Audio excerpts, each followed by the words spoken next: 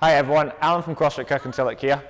What we're going to do today is produce a little video on what you may need if you've just started CrossFit. What we're going to cover is shoes, hand care, hand protection, supports, different types of ropes, and recovery tools.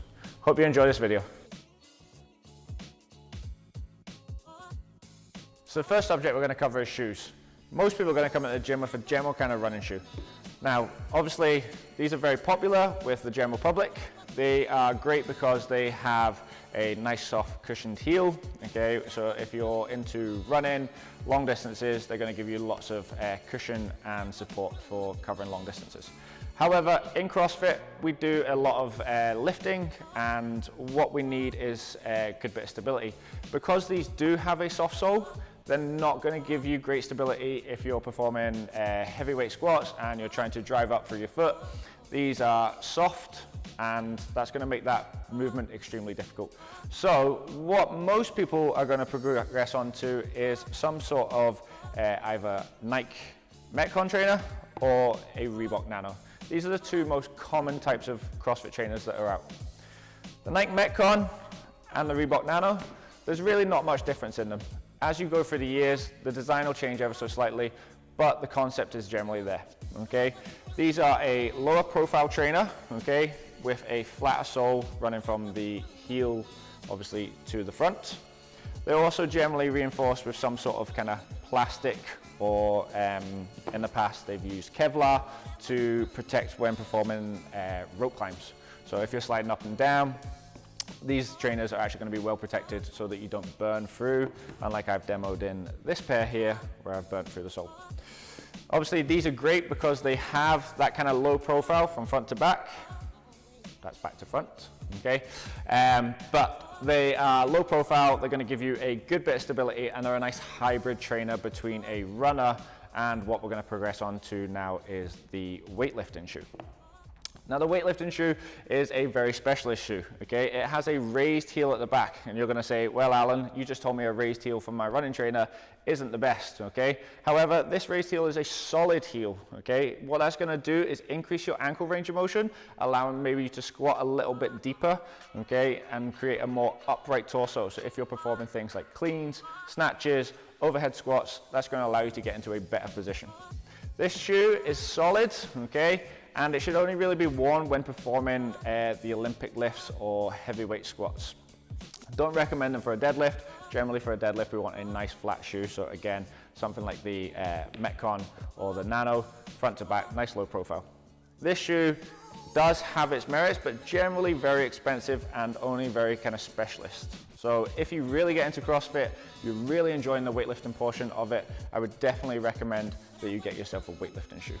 However, like I said at the start, most people are going to go with the Reebok Nano or the Nike Metcon. Like I said, they're a nice hybrid trainer.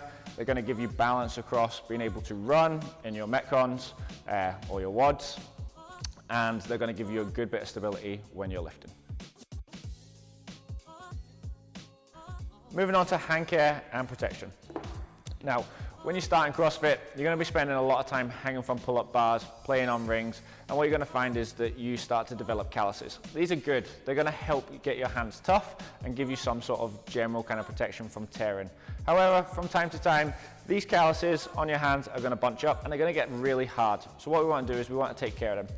What I recommend personally is getting some sort of foot file or a pumice stone so that you can just take the edge of the hard skin off, okay? What you don't want to do is take them back so they're completely smooth. That's going to cause tears long term. You want to have developed some nice calluses, but they're even across your whole hand. We don't want any raised, bumpy, lumpy kind of bits. From there, make sure that you moisturize on a relatively regular basis, okay? You don't want to be doing it every day again, making your hands super, super soft. I know, girls, that's going to kill you. You love having nice, pretty nails and hands. However, we do need to make sure that we do have some sort of protection, and the general toughness of your skin will help there.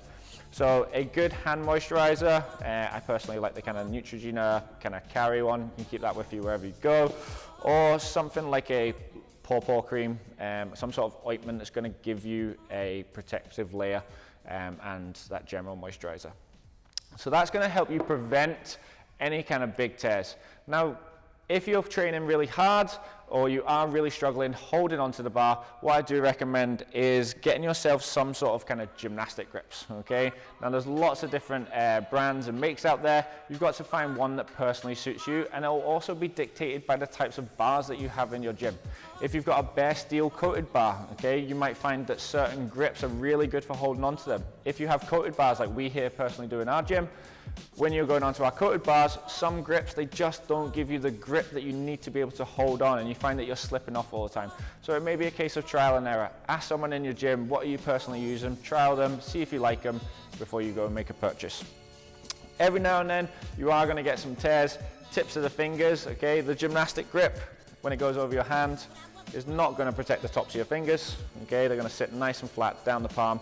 So if we do get a tear up here, what I recommend is some basic zinc oxide tape, okay? Just take a small bit of this, wrap it around the top of the cut, okay? It's going to give you that protection. It's also going to help stop getting any blood on any of your gym's equipment. Last thing, if you're not too keen on something like a gymnastic grip, you may get some sort of kinesiology tape, okay? What you can do is make a small cut in this, slide it over the palms, okay, and the fingers, bring it down, tape it off around the bottom. That's going to give you a nice smooth kind of feeling against your hands, whereas if you feel the gymnastic grip's a little bit too thick, especially girls if you've got small hands, and boys, okay, and you're finding gripping on with them really difficult, something like this is great. You can also get a brand called Wad and Done. They're already pre-cut and they wrap around your hands brilliantly. Definitely a recommendation. If you take care of your hands, guys, you will be able to train more and you'll see more progress throughout your training.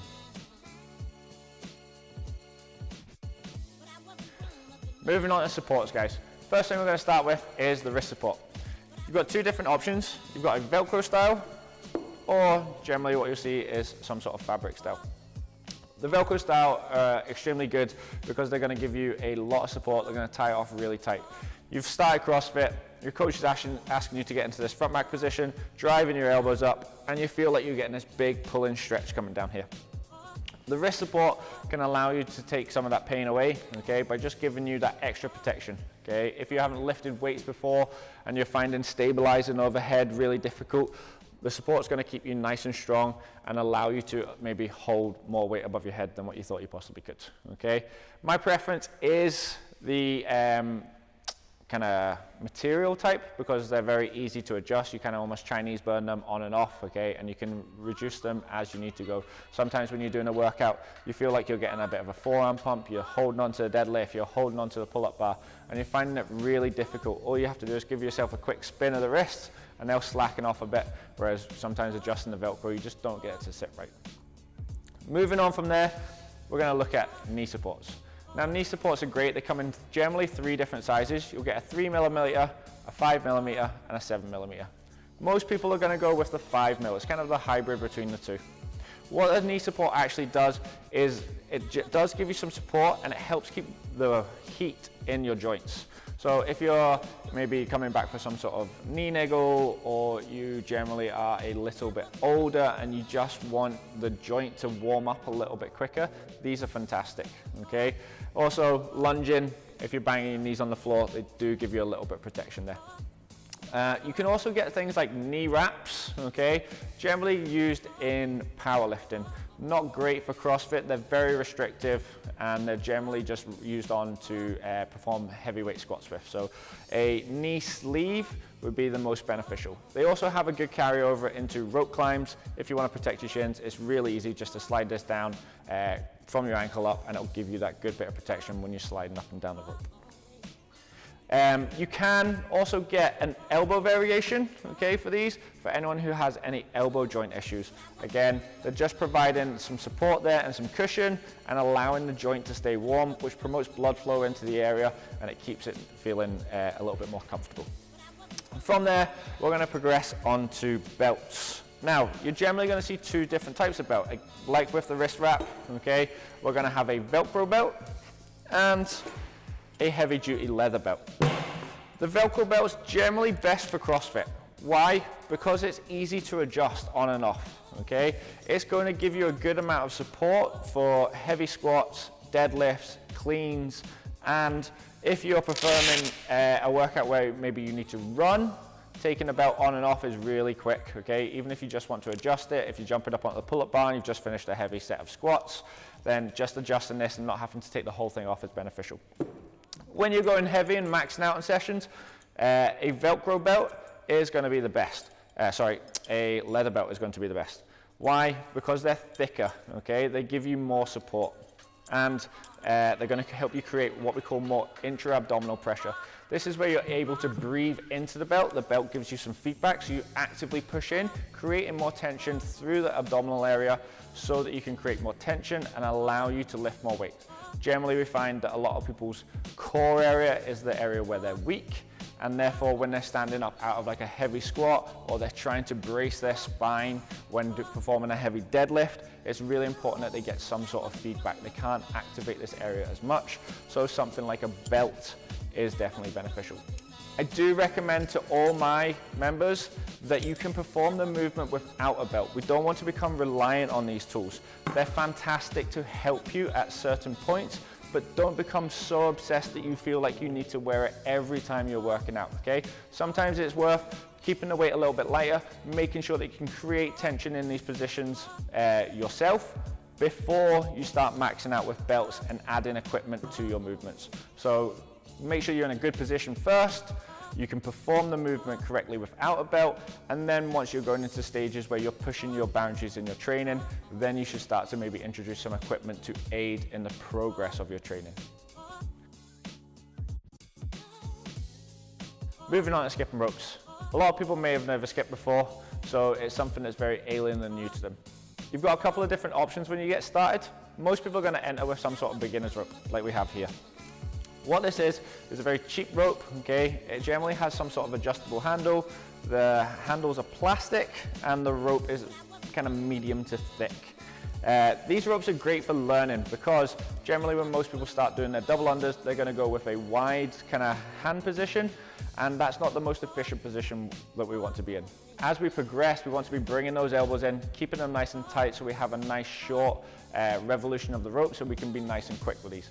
The cheap adjustable rope allows you to do that as you progress. Once you've got the hang of keeping those elbows tucked in nice and tight to your body, you've probably cut your rope short, and it'll be time to progress onto something that's going to be a little bit lighter and quicker. What we generally recommend is a great brand called SGF. Not being endorsed to say this by anyone, it's just what we personally use and what we recommend to our members. What these are is a fixed length rope to your exact height, and the cable is very kind of lightweight, and it has a high revolution spin rate. So that's going to allow you to keep those elbows tucked in, have a nice quick spin of the rope, and be able to allow you to get through your double unders nice and quickly. That would be our personal preference if we were recommending any type of rope.